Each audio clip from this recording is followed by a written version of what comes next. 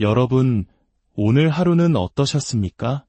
수많은 생각과 감정의 파도를 넘나들며 문득 이런 질문을 던져본 적 없으신가요? 어떻게 사는 것이 과연 잘 사는 것일까?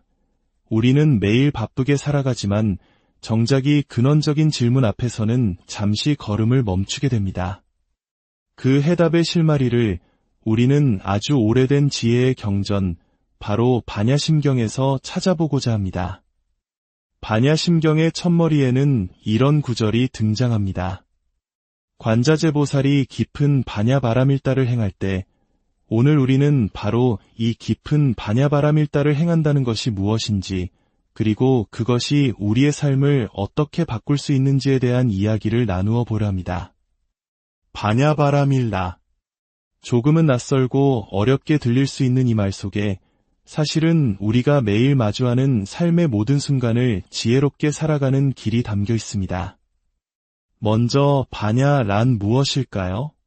반야는 지혜를 의미합니다.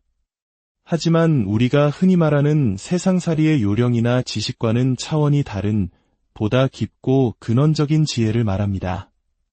일상의 지혜가 어둠 속에서 촛불을 켜는 것이라면 반야는 동이 트는 새벽 그 자체와 같습니다. 세상을, 그리고 나 자신을 있는 그대로 꿰뚫어 보는 힘. 그것이 바로 반야입니다. 그렇다면 반야는 구체적으로 무엇을 아는 지혜일까요? 그것은 바로 이 세상의 모든 것이 인연으로 이루어져 있다는 사실을 아는 것입니다. 불교에서는 이를 연기라고 부릅니다. 지금 제 목소리를 실어 나르는 이 마이크 하나에도 수많은 인연이 깃들어 있습니다.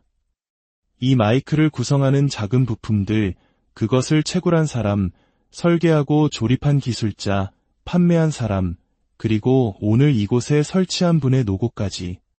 이 모든 인연의 고리가 하나라도 빠졌다면 이 마이크는 지금 제 기능을 할 수 없었을 겁니다. 이 세상에 존재하는 그 어떤 것도 홀로 존재할 수 없습니다. 모든 것은 서로 기대고 연결되어 있습니다. 이것이 바로 반야의 지혜가 바라보는 세상의 실체입니다. 이 지혜는 비단 사물에만 국한되지 않습니다. 바로 나 자신에게도 똑같이 적용됩니다.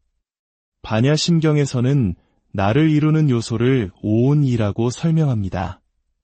색, 수, 상, 행, 식.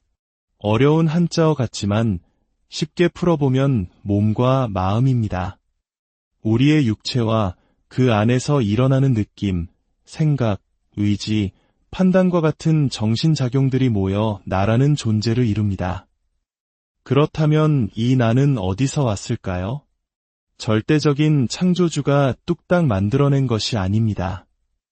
우리를 낳아주신 부모님의 인연으로부터 시작되었죠. 하지만 그것이 전부가 아닙니다. 지금의 나는 부모님은 물론 나를 스쳐간 모든 친구들, 형제자매, 내가 겪었던 기쁘고 슬픈 모든 사건들, 내가 읽은 책 한 권, 내가 나눈 대화 한마디가 전부 합쳐져 만들어진 결과물입니다. 나는 수많은 인연의 총합체인 셈입니다. 이처럼 세상과 나를 이루는 근본 원리인 인연, 즉 연기의 법칙을 꿰뚫어 아는 것이 바로 반야입니다. 그렇다면 바라밀다는 무엇일까요? 이는 저 언덕으로 건너간다는 뜻을 가진 고대 인도어 파라미타를 소리 그대로 옮긴 것입니다. 여기서 이쪽 언덕은 고통과 번뇌, 어리석음으로 가득한 우리의 현실 세계를, 저쪽 언덕은 깨달음과 평화, 자유가 있는 이상의 세계를 상징합니다. 따라서 반야바라밀다를 행한다는 것은 반야라는 지혜의 배를 타고 고통의 바다를 건너 깨달음의 저편으로 나아가는 것을 의미합니다. 이것은 먼 훗날의 이야기가 아닙니다. 바로 지금 이 순간 우리가 살아가는 방식 그 자체를 말하는 것입니다.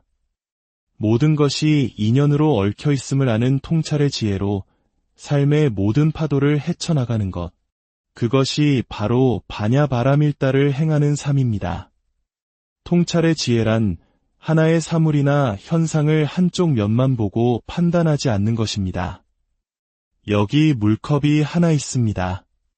우리는 옆에서 봐도, 위에서 봐도, 아래에서 봐도 이것이 물컵임을 압니다. 다양한 각도에서 입체적으로 바라볼 수 있기 때문입니다. 우리의 삶과 관계도 마찬가지입니다. 우리는 종종 한쪽 면만 보고 성급히 단정짓고 오해하며 스스로를 고통에 빠뜨립니다. 하지만 이 지혜를 잃어버렸을 때 우리의 삶은 어떤 모습이 될까요? 옛 이야기 하나를 들려드리겠습니다. 중국 절강성에 왕질이라는 나무꾼이 살았습니다. 어느 날 그는 평소보다 더 깊은 산속으로 나무를 하러 들어갔다가 커다란 나무 아래에서 바둑을 두고 있는 두 동자를 발견했습니다. 신기한 마음에 다가가 바둑 두는 것을 구경하기 시작했는데 그 바둑이 어찌나 흥미진진한지 시간 가는 줄을 몰랐습니다. 배가 고파질 무렵 한 동자가 건네준 대추씨 같은 것을 먹으니 신기하게도 배고픔이 싹 사라졌습니다. 그는 다시 바둑 구경에 흠뻑 빠져들었습니다.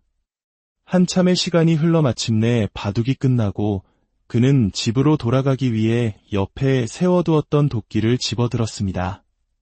그런데 이게 웬일일까요? 단단했던 도끼자루가 바스라질 정도로 완전히 썩어 있었습니다.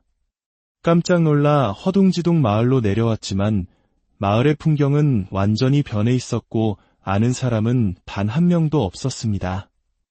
그가 남의 바둑 구경에 정신이 팔린 사이 수백 년의 세월이 흘러버린 것입니다.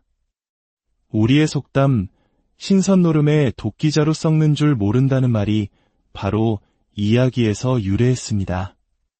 남의 일에만 몰두하느라 정작 자신의 삶이 쓰러져가는 것을 깨닫지 못하는 어리석음을 꼬집는 말이죠. 우리는 이 이야기를 들으며 혀를 차지만 사실 우리의 삶도 이와 크게 다르지 않습니다. 배우자의 문제, 자식의 문제, 직장 동료의 문제에 온 신경을 쏟으며 정작 자신의 마음을 돌보는 데는 소홀합니다. 다른 사람의 바둑판에 훈수를 두느라 내 인생의 도끼자루가 썩어가고 있음을 알아채지 못하는 것입니다. 이 어리석음은 종종 작은 욕심에서 비롯되기도 합니다. 또 다른 나무꾼 이야기를 해볼까요? 아주 깊은 산속에서 나무를 하던 한 나무꾼이 신비로운 파랑새를 쫓아다니는 눈부시게 아름다운 공작새를 발견했습니다. 그는 그 아름다움에 매료되어 공작새를 잡았습니다. 그러자 공작새가 말했습니다. 나는 이 숲에 사는 수백 마리 공작의 왕이다. 나를 놓아준다면 이 산에 숨겨진 거대한 금맥의 위치를 알려주겠다. 나무꾼은 순간 고민에 빠졌습니다. 마침 그 나라의 왕비가 큰 병에 걸려 신통력을 지닌 공작의 왕을 잡아오는 자에게 큰 상을 내리겠다는 방이 붙어 있었기 때문입니다.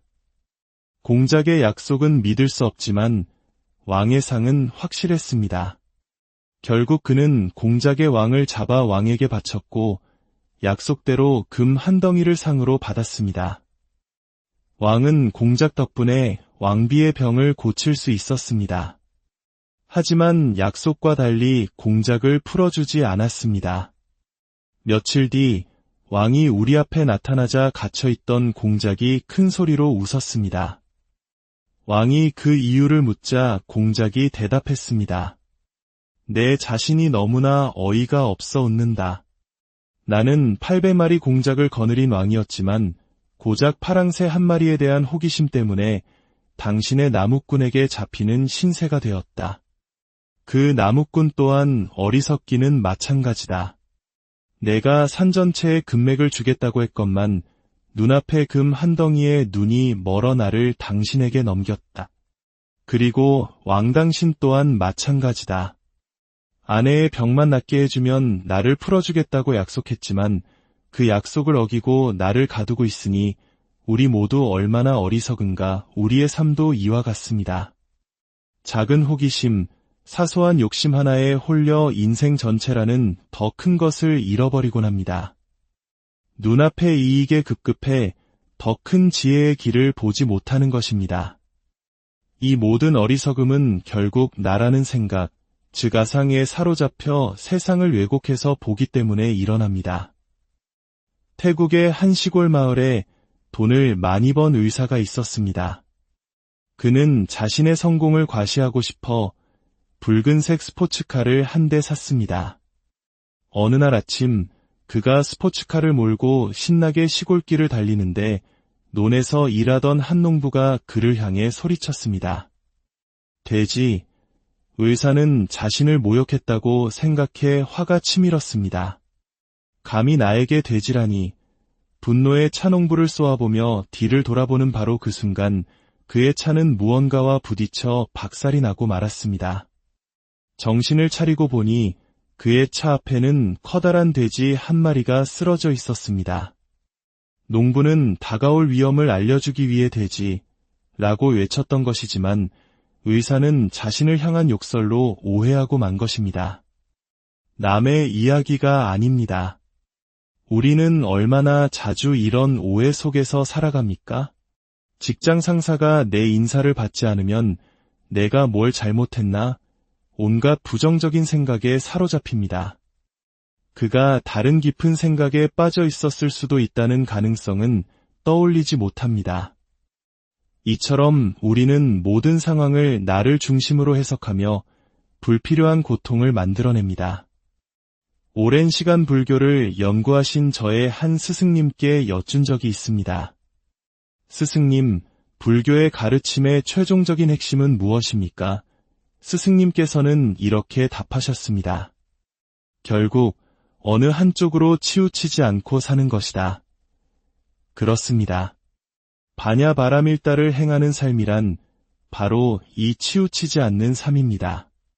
긍정이나 부정, 좋고 싫음의 양 극단에 매달리지 않고 모든 것을 있는 그대로 바라보는 중도의 길을 걷는 것입니다. 어떤 상황이 닥쳤을 때 그것은 나를 벌하기 위함도 상주기 위함도 아닙니다. 그저 수많은 인연이 모여 일어난 하나의 현상일 뿐입니다. 이 사실을 깊이 통찰할 때 우리는 비로소 불필요한 감정의 소용돌이에서 벗어나 평온함을 얻을 수 있습니다. 이 지혜의 가르침이 더 많은 분들에게 닿아 그들의 삶의 작은 등불이 될 수 있도록 이 이야기를 주변의 소중한 분들과 함께 나누어 주십시오. 부처님의 가르침을 나누는 법공양이야말로 우리 스스로와 세상을 함께 밝히는 가장 아름다운 실천이 될 것입니다. 오늘 여러분의 마음속에 반야라는 지혜의 씨앗이 심어졌기를 바랍니다. 그 씨앗이 무럭무럭 자라나 여러분의 삶이라는 바다를 평화롭게 건너게 해줄 튼튼한 배가 여러분, 오늘 하루는 어떠셨습니까? 수많은 생각과 감정의 파도를 넘나들며 문득 이런 질문을 던져본 적 없으신가요? 어떻게 사는 것이 과연 잘 사는 것일까? 우리는 매일 바쁘게 살아가지만 정작 이 근원적인 질문 앞에서는 잠시 걸음을 멈추게 됩니다. 그 해답의 실마리를 우리는 아주 오래된 지혜의 경전, 바로 반야심경에서 찾아보고자 합니다. 반야심경의 첫머리에는 이런 구절이 등장합니다. 관자재보살이 깊은 반야바라밀다를 행할 때 오늘 우리는 바로 이 깊은 반야바라밀다를 행한다는 것이 무엇인지 그리고 그것이 우리의 삶을 어떻게 바꿀 수 있는지에 대한 이야기를 나누어 보려 합니다. 반야바라밀다. 조금은 낯설고 어렵게 들릴 수 있는 이 말 속에 사실은 우리가 매일 마주하는 삶의 모든 순간을 지혜롭게 살아가는 길이 담겨 있습니다. 먼저 반야란 무엇일까요? 반야는 지혜를 의미합니다. 하지만 우리가 흔히 말하는 세상살이의 요령이나 지식과는 차원이 다른 보다 깊고 근원적인 지혜를 말합니다. 일상의 지혜가 어둠 속에서 촛불을 켜는 것이라면 반야는 동이 트는 새벽 그 자체와 같습니다. 세상을 그리고 나 자신을 있는 그대로 꿰뚫어 보는 힘. 그것이 바로 반야입니다. 그렇다면 반야는 구체적으로 무엇을 아는 지혜일까요? 그것은 바로 이 세상의 모든 것이 인연으로 이루어져 있다는 사실을 아는 것입니다. 불교에서는 이를 연기라고 부릅니다. 지금 제 목소리를 실어 나르는 이 마이크 하나에도 수많은 인연이 깃들어 있습니다. 이 마이크를 구성하는 작은 부품들, 그것을 채굴한 사람, 설계하고 조립한 기술자, 판매한 사람, 그리고 오늘 이곳에 설치한 분의 노고까지. 이 모든 인연의 고리가 하나라도 빠졌다면 이 마이크는 지금 제 기능을 할 수 없었을 겁니다. 이 세상에 존재하는 그 어떤 것도 홀로 존재할 수 없습니다. 모든 것은 서로 기대고 연결되어 있습니다. 이것이 바로 반야의 지혜가 바라보는 세상의 실체입니다. 이 지혜는 비단 사물에만 국한되지 않습니다. 바로 나 자신에게도 똑같이 적용됩니다. 반야심경에서는 나를 이루는 요소를 오온이라고 설명합니다. 색, 수, 상, 행, 식. 어려운 한자어 같지만 쉽게 풀어보면 몸과 마음입니다. 우리의 육체와 그 안에서 일어나는 느낌, 생각, 의지, 판단과 같은 정신작용들이 모여 나라는 존재를 이룹니다. 그렇다면 이 나는 어디서 왔을까요? 절대적인 창조주가 뚝딱 만들어낸 것이 아닙니다. 우리를 낳아주신 부모님의 인연으로부터 시작되었죠. 하지만 그것이 전부가 아닙니다.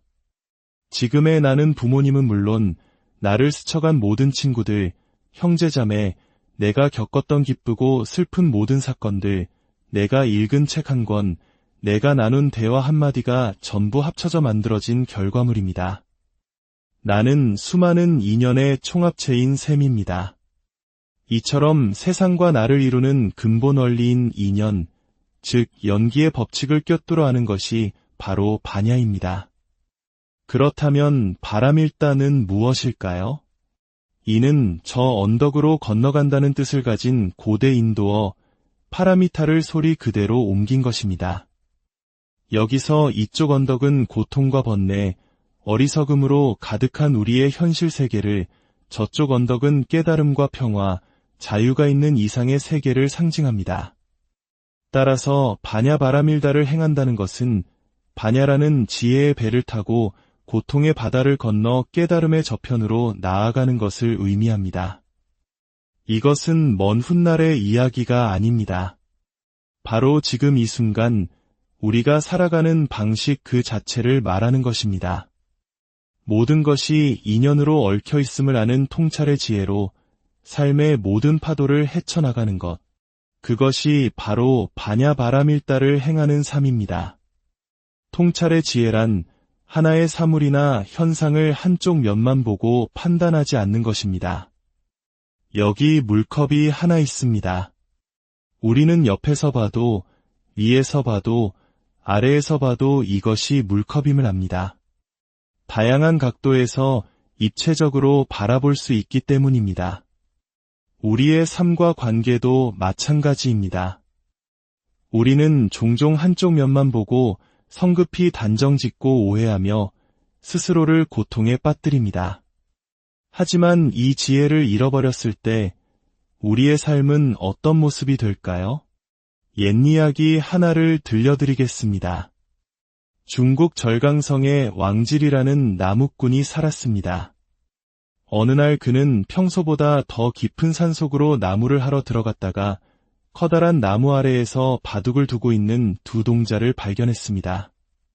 신기한 마음에 다가가 바둑 두는 것을 구경하기 시작했는데 그 바둑이 어찌나 흥미진진한지 시간 가는 줄을 몰랐습니다. 배가 고파질 무렵 한 동자가 건네준 대추씨 같은 것을 먹으니 신기하게도 배고픔이 싹 사라졌습니다. 그는 다시 바둑 구경에 흠뻑 빠져들었습니다. 한참의 시간이 흘러 마침내 바둑이 끝나고 그는 집으로 돌아가기 위해 옆에 세워두었던 도끼를 집어들었습니다. 그런데 이게 웬일일까요? 단단했던 도끼자루가 바스라질 정도로 완전히 썩어 있었습니다. 깜짝 놀라 허둥지둥 마을로 내려왔지만 마을의 풍경은 완전히 변해 있었고 아는 사람은 단 한 명도 없었습니다. 그가 남의 바둑 구경에 정신이 팔린 사이 수백 년의 세월이 흘러버린 것입니다. 우리의 속담, 신선 노름에 도끼자루 썩는 줄 모른다는 말이 바로 이 이야기에서 유래했습니다. 남의 일에만 몰두하느라 정작 자신의 삶이 쓰러져가는 것을 깨닫지 못하는 어리석음을 꼬집는 말이죠. 우리는 이 이야기를 들으며 혀를 차지만 사실 우리의 삶도 이와 크게 다르지 않습니다. 배우자의 문제, 자식의 문제, 직장 동료의 문제에 온 신경을 쏟으며 정작 자신의 마음을 돌보는 데는 소홀합니다. 다른 사람의 바둑판에 훈수를 두느라 내 인생의 도끼자루가 썩어가고 있음을 알아채지 못하는 것입니다. 이 어리석음은 종종 작은 욕심에서 비롯되기도 합니다. 또 다른 나무꾼 이야기를 해볼까요? 아주 깊은 산속에서 나무를 하던 한 나무꾼이 신비로운 파랑새를 쫓아다니는 눈부시게 아름다운 공작새를 발견했습니다. 그는 그 아름다움에 매료되어 공작새를 잡았습니다. 그러자 공작새가 말했습니다. 나는 이 숲에 사는 수백 마리 공작의 왕이다. 나를 놓아준다면 이 산에 숨겨진 거대한 금맥의 위치를 알려주겠다. 나무꾼은 순간 고민에 빠졌습니다. 마침 그 나라의 왕비가 큰 병에 걸려 신통력을 지닌 공작의 왕을 잡아오는 자에게 큰 상을 내리겠다는 방이 붙어 있었기 때문입니다. 공작의 약속은 믿을 수 없지만 왕의 상은 확실했습니다. 결국 그는 공작의 왕을 잡아 왕에게 바쳤고 약속대로 금 한 덩이를 상으로 받았습니다. 왕은 공작 덕분에 왕비의 병을 고칠 수 있었습니다. 하지만 약속과 달리 공작을 풀어주지 않았습니다. 며칠 뒤 왕이 우리 앞에 나타나자 갇혀있던 공작이 큰 소리로 웃었습니다. 왕이 그 이유를 묻자 공작이 대답했습니다. 내 자신이 너무나 어이가 없어 웃는다. 나는 800마리 공작을 거느린 왕이었지만 고작 파랑새 한 마리에 대한 호기심 때문에 당신의 나무꾼에게 잡히는 신세가 되었다. 그 나무꾼 또한 어리석기는 마찬가지다. 내가 산 전체에 금맥을 주겠다고 했건만 눈앞의 금 한 덩이에 눈이 멀어 나를 당신에게 넘겼다. 그리고 왕 당신 또한 마찬가지다. 아내의 병만 낫게 해주면 나를 풀어주겠다고 약속했지만 그 약속을 어기고 나를 가두고 있으니 우리 모두 얼마나 어리석은가. 우리의 삶도 이와 같습니다. 작은 호기심, 사소한 욕심 하나에 홀려 인생 전체라는 더 큰 것을 잃어버리곤 합니다. 눈앞의 이익에 급급해 더 큰 지혜의 길을 보지 못하는 것입니다.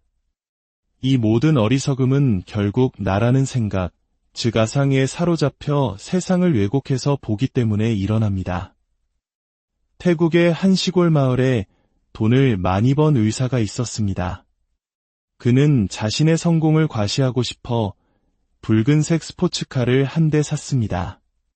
어느 날 아침 그가 스포츠카를 몰고 신나게 시골길을 달리는데 논에서 일하던 한 농부가 그를 향해 소리쳤습니다. 돼지, 의사는 자신을 모욕했다고 생각해 화가 치밀었습니다.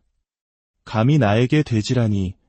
분노에 차 농부를 쏘아보며 뒤를 돌아보는 바로 그 순간 그의 차는 무언가와 부딪혀 박살이 나고 말았습니다.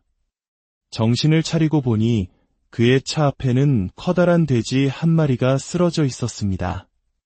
농부는 다가올 위험을 알려주기 위해 돼지라고 외쳤던 것이지만 의사는 자신을 향한 욕설로 오해하고 만 것입니다.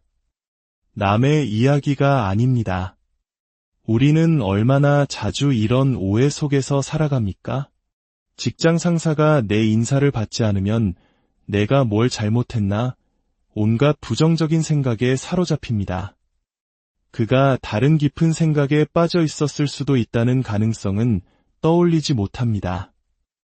이처럼 우리는 모든 상황을 나를 중심으로 해석하며 불필요한 고통을 만들어냅니다. 오랜 시간 불교를 연구하신 저의 한 스승님께 여쭌 적이 있습니다. 스승님, 불교의 가르침의 최종적인 핵심은 무엇입니까? 스승님께서는 이렇게 답하셨습니다. 결국 어느 한쪽으로 치우치지 않고 사는 것이다. 그렇습니다. 반야바라밀다를 행하는 삶이란 바로 이 치우치지 않는 삶입니다. 긍정이나 부정, 좋고 싫음의 양 극단에 매달리지 않고 모든 것을 있는 그대로 바라보는 중도의 길을 걷는 것입니다. 어떤 상황이 닥쳤을 때 그것은 나를 벌하기 위함도 상주기 위함도 아닙니다. 그저 수많은 인연이 모여 일어난 하나의 현상일 뿐입니다. 이 사실을 깊이 통찰할 때 우리는 비로소 불필요한 감정의 소용돌이에서 벗어나 평온함을 얻을 수 있습니다. 이 지혜의 가르침이 더 많은 분들에게 닿아 그들의 삶의 작은 등불이 될 수 있도록 이 이야기를 주변의 소중한 분들과 함께 나누어 주십시오. 부처님의 가르침을 나누는 법공양이야말로 우리 스스로와 세상을 함께 밝히는 가장 아름다운 실천이 될 것입니다. 오늘 여러분의 마음속에 반야라는 지혜의 씨앗이 심어졌기를 바랍니다. 그 씨앗이 무럭무럭 자라나 여러분의 삶이라는 바다를 평화롭게 건너게 해줄 튼튼한 배가 여러분, 오늘 하루는 어떠셨습니까? 수많은 생각과 감정의 파도를 넘나들며 문득 이런 질문을 던져본 적 없으신가요? 어떻게 사는 것이 과연 잘 사는 것일까? 우리는 매일 바쁘게 살아가지만 정작 이 근원적인 질문 앞에서는 잠시 걸음을 멈추게 됩니다. 그 해답의 실마리를 우리는 아주 오래된 지혜의 경전, 바로 반야심경에서 찾아보고자 합니다. 반야심경의 첫머리에는 이런 구절이 등장합니다. 관자재보살이 깊은 반야바라밀다를 행할 때 오늘 우리는 바로 이 깊은 반야바라밀다를 행한다는 것이 무엇인지 그리고 그것이 우리의 삶을 어떻게 바꿀 수 있는지에 대한 이야기를 나누어 보려 합니다. 반야바라밀다. 조금은 낯설고 어렵게 들릴 수 있는 이 말 속에 사실은 우리가 매일 마주하는 삶의 모든 순간을 지혜롭게 살아가는 길이 담겨 있습니다. 먼저 반야란 무엇일까요? 반야는 지혜를 의미합니다. 하지만 우리가 흔히 말하는 세상살이의 요령이나 지식과는 차원이 다른 보다 깊고 근원적인 지혜를 말합니다. 일상의 지혜가 어둠 속에서 촛불을 켜는 것이라면 반야는 동이 트는 새벽 그 자체와 같습니다. 세상을 그리고 나 자신을 있는 그대로 꿰뚫어 보는 힘. 그것이 바로 반야입니다. 그렇다면 반야는 구체적으로 무엇을 아는 지혜일까요? 그것은 바로 이 세상의 모든 것이 인연으로 이루어져 있다는 사실을 아는 것입니다. 불교에서는 이를 연기라고 부릅니다. 지금 제 목소리를 실어 나르는 이 마이크 하나에도 수많은 인연이 깃들어 있습니다. 이 마이크를 구성하는 작은 부품들, 그것을 채굴한 사람, 설계하고 조립한 기술자, 판매한 사람, 그리고 오늘 이곳에 설치한 분의 노고까지. 이 모든 인연의 고리가 하나라도 빠졌다면 이 마이크는 지금 제 기능을 할 수 없었을 겁니다. 이 세상에 존재하는 그 어떤 것도 홀로 존재할 수 없습니다. 모든 것은 서로 기대고 연결되어 있습니다. 이것이 바로 반야의 지혜가 바라보는 세상의 실체입니다. 이 지혜는 비단 사물에만 국한되지 않습니다. 바로 나 자신에게도 똑같이 적용됩니다. 반야심경에서는 나를 이루는 요소를 오온이라고 설명합니다. 색, 수, 상, 행, 식. 어려운 한자어 같지만 쉽게 풀어보면 몸과 마음입니다. 우리의 육체와 그 안에서 일어나는 느낌, 생각, 의지, 판단과 같은 정신작용들이 모여 나라는 존재를 이룹니다. 그렇다면 이 나는 어디서 왔을까요? 절대적인 창조주가 뚝딱 만들어낸 것이 아닙니다. 우리를 낳아주신 부모님의 인연으로부터 시작되었죠. 하지만 그것이 전부가 아닙니다. 지금의 나는 부모님은 물론 나를 스쳐간 모든 친구들, 형제자매, 내가 겪었던 기쁘고 슬픈 모든 사건들, 내가 읽은 책 한 권, 내가 나눈 대화 한마디가 전부 합쳐져 만들어진 결과물입니다. 나는 수많은 인연의 총합체인 셈입니다. 이처럼 세상과 나를 이루는 근본 원리인 인연, 즉 연기의 법칙을 꿰뚫어 아는 것이 바로 반야입니다. 그렇다면 바람일다는 무엇일까요? 이는 저 언덕으로 건너간다는 뜻을 가진 고대 인도어 파라미타를 소리 그대로 옮긴 것입니다. 여기서 이쪽 언덕은 고통과 번뇌, 어리석음으로 가득한 우리의 현실 세계를, 저쪽 언덕은 깨달음과 평화, 자유가 있는 이상의 세계를 상징합니다. 따라서 반야 바라밀다를 행한다는 것은 반야라는 지혜의 배를 타고 고통의 바다를 건너 깨달음의 저편으로 나아가는 것을 의미합니다. 이것은 먼 훗날의 이야기가 아닙니다. 바로 지금 이 순간 우리가 살아가는 방식 그 자체를 말하는 것입니다. 모든 것이 인연으로 얽혀 있음을 아는 통찰의 지혜로 삶의 모든 파도를 헤쳐나가는 것. 그것이 바로 반야 바라밀다를 행하는 삶입니다. 통찰의 지혜란 하나의 사물이나 현상을 한쪽 면만 보고 판단하지 않는 것입니다. 여기 물컵이 하나 있습니다. 우리는 옆에서 봐도, 위에서 봐도, 아래에서 봐도 이것이 물컵임을 압니다. 다양한 각도에서 입체적으로 바라볼 수 있기 때문입니다. 우리의 삶과 관계도 마찬가지입니다. 우리는 종종 한쪽 면만 보고 성급히 단정짓고 오해하며 스스로를 고통에 빠뜨립니다. 하지만 이 지혜를 잃어버렸을 때 우리의 삶은 어떤 모습이 될까요? 옛 이야기 하나를 들려드리겠습니다. 중국 절강성에 왕질이라는 나무꾼이 살았습니다. 어느 날 그는 평소보다 더 깊은 산속으로 나무를 하러 들어갔다가 커다란 나무 아래에서 바둑을 두고 있는 두 동자를 발견했습니다. 신기한 마음에 다가가 바둑 두는 것을 구경하기 시작했는데 그 바둑이 어찌나 흥미진진한지 시간 가는 줄을 몰랐습니다. 배가 고파질 무렵 한 동자가 건네준 대추씨 같은 것을 먹으니 신기하게도 배고픔이 싹 사라졌습니다. 그는 다시 바둑 구경에 흠뻑 빠져들었습니다. 한참의 시간이 흘러 마침내 바둑이 끝나고 그는 집으로 돌아가기 위해 옆에 세워두었던 도끼를 집어들었습니다. 그런데 이게 웬일일까요? 단단했던 도끼자루가 바스라질 정도로 완전히 썩어 있었습니다. 깜짝 놀라 허둥지둥 마을로 내려왔지만 마을의 풍경은 완전히 변해 있었고 아는 사람은 단 한 명도 없었습니다. 그가 남의 바둑 구경에 정신이 팔린 사이 수백 년의 세월이 흘러버린 것입니다. 우리의 속담, 신선 노름에 도끼자루 썩는 줄 모른다는 말이 바로 이 이야기에서 유래했습니다. 남의 일에만 몰두하느라 정작 자신의 삶이 쓰러져가는 것을 깨닫지 못하는 어리석음을 꼬집는 말이죠. 우리는 이 이야기를 들으며 혀를 차지만 사실 우리의 삶도 이와 크게 다르지 않습니다. 배우자의 문제, 자식의 문제, 직장 동료의 문제에 온 신경을 쏟으며 정작 자신의 마음을 돌보는 데는 소홀합니다.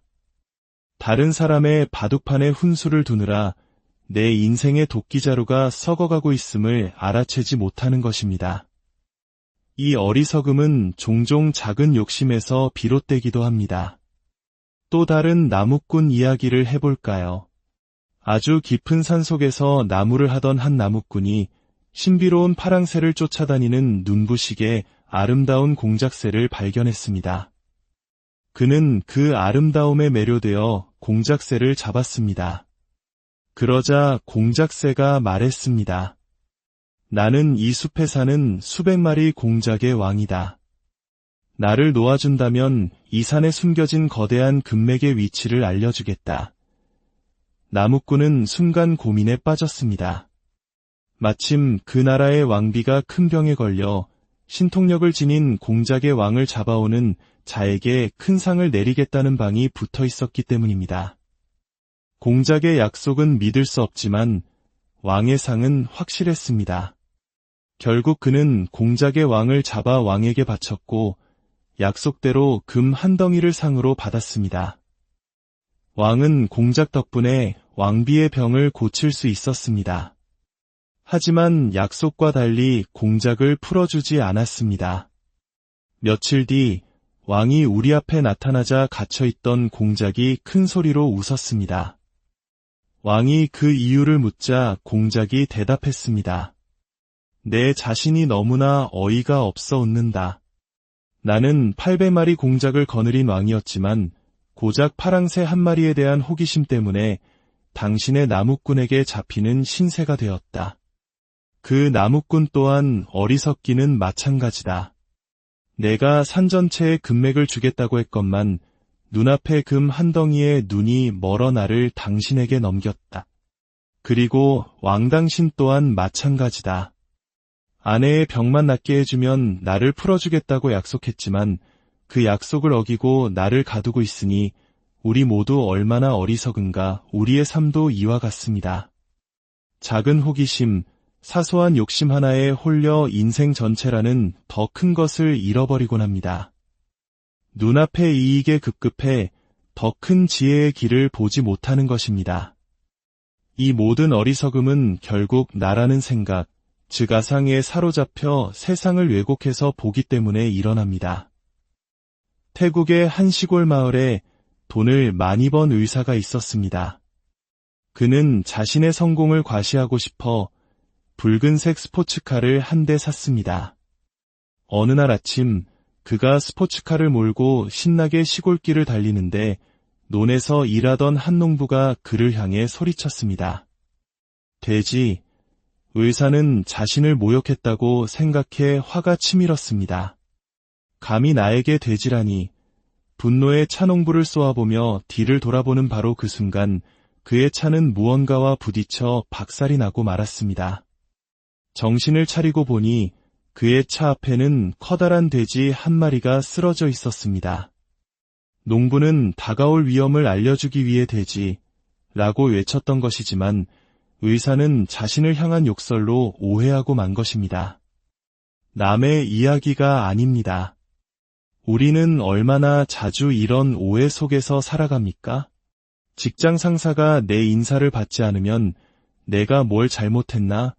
온갖 부정적인 생각에 사로잡힙니다. 그가 다른 깊은 생각에 빠져 있었을 수도 있다는 가능성은 떠올리지 못합니다. 이처럼 우리는 모든 상황을 나를 중심으로 해석하며 불필요한 고통을 만들어냅니다. 오랜 시간 불교를 연구하신 저의 한 스승님께 여쭌 적이 있습니다. 스승님, 불교의 가르침의 최종적인 핵심은 무엇입니까? 스승님께서는 이렇게 답하셨습니다. 결국 어느 한쪽으로 치우치지 않고 사는 것이다. 그렇습니다. 반야바라밀다를 행하는 삶이란 바로 이 치우치지 않는 삶입니다. 긍정이나 부정, 좋고 싫음의 양 극단에 매달리지 않고 모든 것을 있는 그대로 바라보는 중도의 길을 걷는 것입니다. 어떤 상황이 닥쳤을 때 그것은 나를 벌하기 위함도 상주기 위함도 아닙니다. 그저 수많은 인연이 모여 일어난 하나의 현상일 뿐입니다. 이 사실을 깊이 통찰할 때 우리는 비로소 불필요한 감정의 소용돌이에서 벗어나 평온함을 얻을 수 있습니다. 이 지혜의 가르침이 더 많은 분들에게 닿아 그들의 삶의 작은 등불이 될 수 있도록 이 이야기를 주변의 소중한 분들과 함께 나누어 주십시오. 부처님의 가르침을 나누는 법공양 이야말로 우리 스스로와 세상을 함께 밝히는 가장 아름다운 실천이 될 것입니다. 오늘 여러분의 마음속에 반야라는 지혜의 씨앗이 심어졌기를 바랍니다. 그 씨앗이 무럭무럭 자라나 여러분의 삶이라는 바다를 평화롭게 건너게 해줄 튼튼한 배가 여러분, 오늘 하루는 어떠셨습니까? 수많은 생각과 감정의 파도를 넘나들며 문득 이런 질문을 던져본 적 없으신가요? 어떻게 사는 것이 과연 잘 사는 것일까? 우리는 매일 바쁘게 살아가지만 정작 이 근원적인 질문 앞에서는 잠시 걸음을 멈추게 됩니다. 그 해답의 실마리를 우리는 아주 오래된 지혜의 경전, 바로 반야심경에서 찾아보고자 합니다. 반야심경의 첫머리에는 이런 구절이 등장합니다. 관자재보살이 깊은 반야바라밀다를 행할 때, 오늘 우리는 바로 이 깊은 반야바라밀다를 행한다는 것이 무엇인지, 그리고 그것이 우리의 삶을 어떻게 바꿀 수 있는지에 대한 이야기를 나누어 보려 합니다. 반야바라밀다. 조금은 낯설고 어렵게 들릴 수 있는 이 말 속에 사실은 우리가 매일 마주하는 삶의 모든 순간을 지혜롭게 살아가는 길이 담겨 있습니다. 먼저 반야란 무엇일까요? 반야는 지혜를 의미합니다. 하지만 우리가 흔히 말하는 세상살이의 요령이나 지식과는 차원이 다른 보다 깊고 근원적인 지혜를 말합니다. 일상의 지혜가 어둠 속에서 촛불을 켜는 것이라면 반야는 동이 트는 새벽 그 자체와 같습니다. 세상을 그리고 나 자신을 있는 그대로 꿰뚫어 보는 힘. 그것이 바로 반야입니다. 그렇다면 반야는 구체적으로 무엇을 아는 지혜일까요? 그것은 바로 이 세상의 모든 것이 인연으로 이루어져 있다는 사실을 아는 것입니다. 불교에서는 이를 연기라고 부릅니다. 지금 제 목소리를 실어 나르는 이 마이크 하나에도 수많은 인연이 깃들어 있습니다. 이 마이크를 구성하는 작은 부품들, 그것을 채굴한 사람, 설계하고 조립한 기술자, 판매한 사람, 그리고 오늘 이곳에 설치한 분의 노고까지.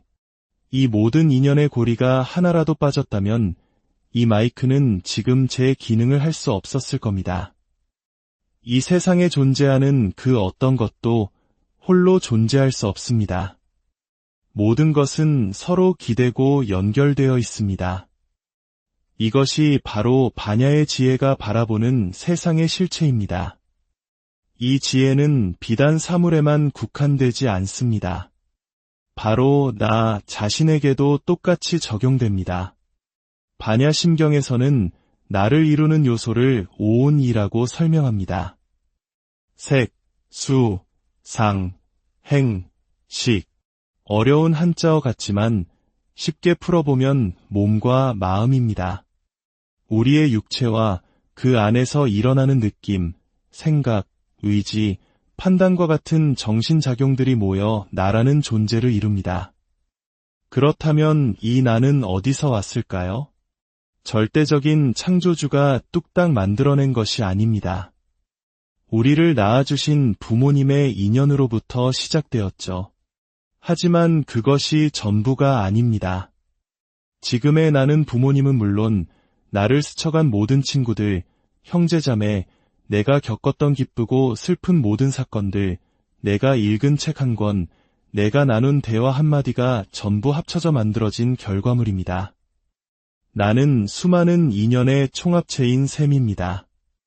이처럼 세상과 나를 이루는 근본 원리인 인연, 즉 연기의 법칙을 꿰뚫어 아는 것이 바로 반야입니다. 그렇다면 바라밀다는 무엇일까요? 이는 저 언덕으로 건너간다는 뜻을 가진 고대 인도어 파라미타를 소리 그대로 옮긴 것입니다. 여기서 이쪽 언덕은 고통과 번뇌, 어리석음으로 가득한 우리의 현실 세계를, 저쪽 언덕은 깨달음과 평화, 자유가 있는 이상의 세계를 상징합니다.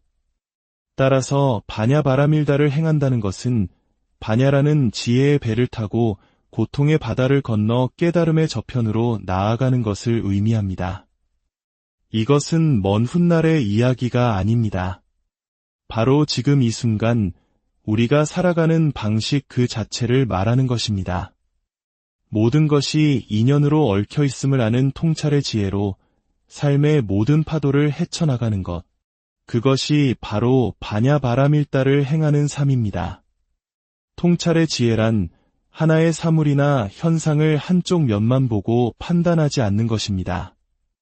여기 물컵이 하나 있습니다. 우리는 옆에서 봐도, 위에서 봐도, 아래에서 봐도 이것이 물컵임을 압니다. 다양한 각도에서 입체적으로 바라볼 수 있기 때문입니다. 우리의 삶과 관계도 마찬가지입니다. 우리는 종종 한쪽 면만 보고 성급히 단정짓고 오해하며 스스로를 고통에 빠뜨립니다. 하지만 이 지혜를 잃어버렸을 때 우리의 삶은 어떤 모습이 될까요? 옛 이야기 하나를 들려드리겠습니다. 중국 절강성에 왕질이라는 나무꾼이 살았습니다. 어느 날 그는 평소보다 더 깊은 산속으로 나무를 하러 들어갔다가 커다란 나무 아래에서 바둑을 두고 있는 두 동자를 발견했습니다. 신기한 마음에 다가가 바둑 두는 것을 구경하기 시작했는데 그 바둑이 어찌나 흥미진진한지 시간 가는 줄을 몰랐습니다. 배가 고파질 무렵 한 동자가 건네준 대추씨 같은 것을 먹으니 신기하게도 배고픔이 싹 사라졌습니다. 그는 다시 바둑 구경에 흠뻑 빠져들었습니다. 한참의 시간이 흘러 마침내 바둑이 끝나고 그는 집으로 돌아가기 위해 옆에 세워두었던 도끼를 집어들었습니다. 그런데 이게 웬일일까요? 단단했던 도끼자루가 바스라질 정도로 완전히 썩어 있었습니다. 깜짝 놀라 허둥지둥 마을로 내려왔지만 마을의 풍경은 완전히 변해 있었고 아는 사람은 단 한 명도 없었습니다. 그가 남의 바둑 구경에 정신이 팔린 사이 수백 년의 세월이 흘러버린 것입니다. 우리의 속담 신선 노름에 도끼자루 썩는 줄 모른다는 말이 바로 이 이야기에서 유래했습니다. 남의 일에만 몰두하느라 정작 자신의 삶이 쓰러져가는 것을 깨닫지 못하는 어리석음을 꼬집는 말이죠. 우리는 이 이야기를 들으며 혀를 차지만 사실 우리의 삶도 이와 크게 다르지 않습니다. 배우자의 문제, 자식의 문제, 직장 동료의 문제에 온 신경을 쏟으며 정작 자신의 마음을 돌보는 데는 소홀합니다. 다른 사람의 바둑판에 훈수를 두느라 내 인생의 도끼자루가 썩어가고 있음을 알아채지 못하는 것입니다. 이 어리석음은 종종 작은 욕심에서 비롯되기도 합니다. 또 다른 나무꾼 이야기를 해볼까요? 아주 깊은 산속에서 나무를 하던 한 나무꾼이 신비로운 파랑새를 쫓아다니는 눈부시게 아름다운 공작새를 발견했습니다. 그는 그 아름다움에 매료되어 공작새를 잡았습니다. 그러자 공작새가 말했습니다. 나는 이 숲에 사는 수백 마리 공작의 왕이다. 나를 놓아준다면 이 산에 숨겨진 거대한 금맥의 위치를 알려주겠다. 나무꾼은 순간 고민에 빠졌습니다. 마침 그 나라의 왕비가 큰 병에 걸려 신통력을 지닌 공작의 왕을 잡아오는 자에게 큰 상을 내리겠다는 방이 붙어 있었기 때문입니다. 공작의 약속은 믿을 수 없지만 왕의 상은 확실했습니다. 결국 그는 공작의 왕을 잡아 왕에게 바쳤고 약속대로 금 한 덩이를 상으로 받았습니다. 왕은 공작 덕분에 왕비의 병을 고칠 수 있었습니다. 하지만 약속과 달리 공작을 풀어주지 않았습니다. 며칠 뒤 왕이 우리 앞에 나타나자 갇혀있던 공작이 큰 소리로 웃었습니다. 왕이 그 이유를 묻자 공작이 대답했습니다. 내 자신이 너무나 어이가 없어 웃는다.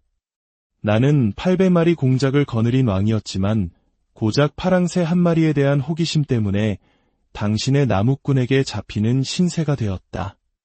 그 나무꾼 또한 어리석기는 마찬가지다. 내가 산 전체에 금맥을 주겠다고 했건만 눈앞의 금 한 덩이에 눈이 멀어 나를 당신에게 넘겼다. 그리고 왕 당신 또한 마찬가지다. 아내의 병만 낫게 해주면 나를 풀어주겠다고 약속했지만 그 약속을 어기고 나를 가두고 있으니 우리 모두 얼마나 어리석은가. 우리의 삶도 이와 같습니다. 작은 호기심, 사소한 욕심 하나에 홀려 인생 전체라는 더 큰 것을 잃어버리곤 합니다. 눈앞의 이익에 급급해 더 큰 지혜의 길을 보지 못하는 것입니다. 이 모든 어리석음은 결국 나라는 생각, 즉 아상에 사로잡혀 세상을 왜곡해서 보기 때문에 일어납니다. 태국의 한 시골 마을에 돈을 많이 번 의사가 있었습니다. 그는 자신의 성공을 과시하고 싶어 붉은색 스포츠카를 한 대 샀습니다.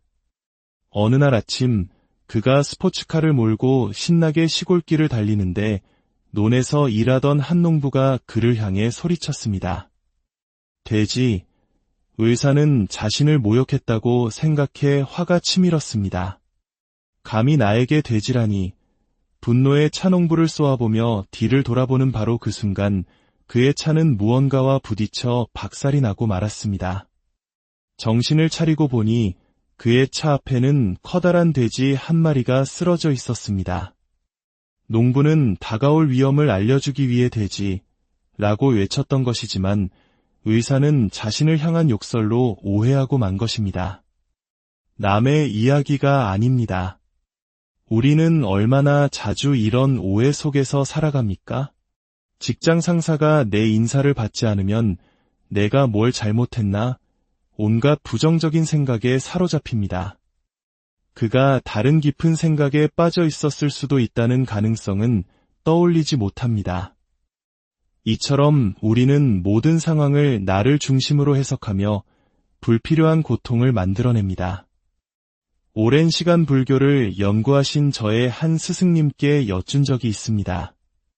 스승님, 불교의 가르침의 최종적인 핵심은 무엇입니까? 스승님께서는 이렇게 답하셨습니다. 결국 어느 한쪽으로 치우치지 않고 사는 것이다. 그렇습니다. 반야바라밀다를 행하는 삶이란 바로 이 치우치지 않는 삶입니다. 긍정이나 부정, 좋고 싫음의 양 극단에 매달리지 않고 모든 것을 있는 그대로 바라보는 중도의 길을 걷는 것입니다. 어떤 상황이 닥쳤을 때 그것은 나를 벌하기 위함도 상주기 위함도 아닙니다. 그저 수많은 인연이 모여 일어난 하나의 현상일 뿐입니다. 이 사실을 깊이 통찰할 때 우리는 비로소 불필요한 감정의 소용돌이에서 벗어나 평온함을 얻을 수 있습니다. 이 지혜의 가르침이 더 많은 분들에게 닿아 그들의 삶의 작은 등불이 될 수 있도록 이 이야기를 주변의 소중한 분들과 함께 나누어 주십시오. 부처님의 가르침을 나누는 법공양이야말로 우리 스스로와 세상을 함께 밝히는 가장 아름다운 실천이 될 것입니다. 오늘 여러분의 마음속에 반야라는 지혜의 씨앗이 심어졌기를 바랍니다. 그 씨앗이 무럭무럭 자라나 여러분의 삶이라는 바다를 평화롭게 건너게 해줄 튼튼한 배가 여러분, 오늘 하루는 어떠셨습니까? 수많은 생각과 감정의 파도를 넘나들며 문득 이런 질문을 던져본 적 없으신가요? 어떻게 사는 것이 과연 잘 사는 것일까?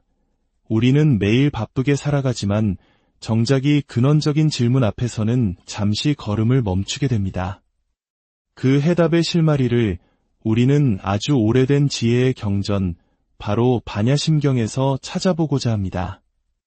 반야심경의 첫머리에는 이런 구절이 등장합니다. 관자재보살이 깊은 반야바라밀다를 행할 때 오늘 우리는 바로 이 깊은 반야바라밀다를 행한다는 것이 무엇인지 그리고 그것이 우리의 삶을 어떻게 바꿀 수 있는지에 대한 이야기를 나누어 보려 합니다. 반야바라밀다. 조금은 낯설고 어렵게 들릴 수 있는 이 말 속에 사실은 우리가 매일 마주하는 삶의 모든 순간을 지혜롭게 살아가는 길이 담겨 있습니다. 먼저 반야란 무엇일까요? 반야는 지혜를 의미합니다. 하지만 우리가 흔히 말하는 세상살이의 요령이나 지식과는 차원이 다른 보다 깊고 근원적인 지혜를 말합니다. 일상의 지혜가 어둠 속에서 촛불을 켜는 것이라면 반야는 동이 트는 새벽 그 자체와 같습니다. 세상을 그리고 나 자신을 있는 그대로 꿰뚫어 보는 힘. 그것이 바로 반야입니다. 그렇다면 반야는 구체적으로 무엇을 아는 지혜일까요? 그것은 바로 이 세상의 모든 것이 인연으로 이루어져 있다는 사실을 아는 것입니다. 불교에서는 이를 연기라고 부릅니다. 지금 제 목소리를 실어 나르는 이 마이크 하나에도 수많은 인연이 깃들어 있습니다. 이 마이크를 구성하는 작은 부품들, 그것을 채굴한 사람, 설계하고 조립한 기술자, 판매한 사람, 그리고 오늘 이곳에 설치한 분의 노고까지. 이 모든 인연의 고리가 하나라도 빠졌다면 이 마이크는 지금 제 기능을 할 수 없었을 겁니다. 이 세상에 존재하는 그 어떤 것도 홀로 존재할 수 없습니다. 모든 것은 서로 기대고 연결되어 있습니다. 이것이 바로 반야의 지혜가 바라보는 세상의 실체입니다. 이 지혜는 비단 사물에만 국한되지 않습니다. 바로 나 자신에게도 똑같이 적용됩니다. 반야심경에서는 나를 이루는 요소를 오온이라고 설명합니다. 색, 수, 상, 행, 식. 어려운 한자어 같지만 쉽게 풀어보면 몸과 마음입니다. 우리의 육체와 그 안에서 일어나는 느낌, 생각, 의지, 판단과 같은 정신작용들이 모여 나라는 존재를 이룹니다. 그렇다면 이 나는 어디서 왔을까요? 절대적인 창조주가 뚝딱 만들어낸 것이 아닙니다. 우리를 낳아주신 부모님의 인연으로부터 시작되었죠. 하지만 그것이 전부가 아닙니다. 지금의 나는 부모님은 물론 나를 스쳐간 모든 친구들, 형제자매, 내가 겪었던 기쁘고 슬픈 모든 사건들, 내가 읽은 책 한 권, 내가 나눈 대화 한마디가 전부 합쳐져 만들어진 결과물입니다. 나는 수많은 인연의 총합체인 셈입니다. 이처럼 세상과 나를 이루는 근본 원리인 인연, 즉 연기의 법칙을 꿰뚫어 아는 것이 바로 반야입니다. 그렇다면 바람일다는 무엇일까요? 이는 저 언덕으로 건너간다는 뜻을 가진 고대 인도어 파라미타를 소리 그대로 옮긴 것입니다. 여기서 이쪽 언덕은 고통과 번뇌, 어리석음으로 가득한 우리의 현실 세계를, 저쪽 언덕은 깨달음과 평화, 자유가 있는 이상의 세계를 상징합니다. 따라서 반야 바라밀다를 행한다는 것은 반야라는 지혜의 배를 타고 고통의 바다를 건너 깨달음의 저편으로 나아가는 것을 의미합니다. 이것은 먼 훗날의 이야기가 아닙니다. 바로 지금 이 순간 우리가 살아가는 방식 그 자체를 말하는 것입니다. 모든 것이 인연으로 얽혀 있음을 아는 통찰의 지혜로 삶의 모든 파도를 헤쳐나가는 것. 그것이 바로 반야 바라밀다를 행하는 삶입니다. 통찰의 지혜란 하나의 사물이나 현상을 한쪽 면만 보고 판단하지 않는 것입니다. 여기 물컵이 하나 있습니다. 우리는 옆에서 봐도, 위에서 봐도, 아래에서 봐도 이것이 물컵임을 압니다. 다양한 각도에서 입체적으로 바라볼 수 있기 때문입니다. 우리의 삶과 관계도 마찬가지입니다. 우리는 종종 한쪽 면만 보고 성급히 단정짓고 오해하며 스스로를 고통에 빠뜨립니다. 하지만 이 지혜를 잃어버렸을 때 우리의 삶은 어떤 모습이 될까요? 옛 이야기 하나를 들려드리겠습니다. 중국 절강성에 왕질이라는 나무꾼이 살았습니다. 어느 날 그는 평소보다 더 깊은 산속으로 나무를 하러 들어갔다가 커다란 나무 아래에서 바둑을 두고 있는 두 동자를 발견했습니다. 신기한 마음에 다가가 바둑 두는 것을 구경하기 시작했는데 그 바둑이 어찌나 흥미진진한지 시간 가는 줄을 몰랐습니다. 배가 고파질 무렵 한 동자가 건네준 대추씨 같은 것을 먹으니 신기하게도 배고픔이 싹 사라졌습니다. 그는 다시 바둑 구경에 흠뻑 빠져들었습니다. 한참의 시간이 흘러 마침내 바둑이 끝나고 그는 집으로 돌아가기 위해 옆에 세워두었던 도끼를 집어들었습니다. 그런데 이게 웬일일까요? 단단했던 도끼자루가 바스라질 정도로 완전히 썩어 있었습니다. 깜짝 놀라 허둥지둥 마을로 내려왔지만 마을의 풍경은 완전히 변해 있었고 아는 사람은 단 한 명도 없었습니다. 그가 남의 바둑 구경에 정신이 팔린 사이 수백 년의 세월이 흘러버린 것입니다. 우리의 속담, 신선 노름에 도끼자루 썩는 줄 모른다는 말이 바로 이 이야기에서 유래했습니다.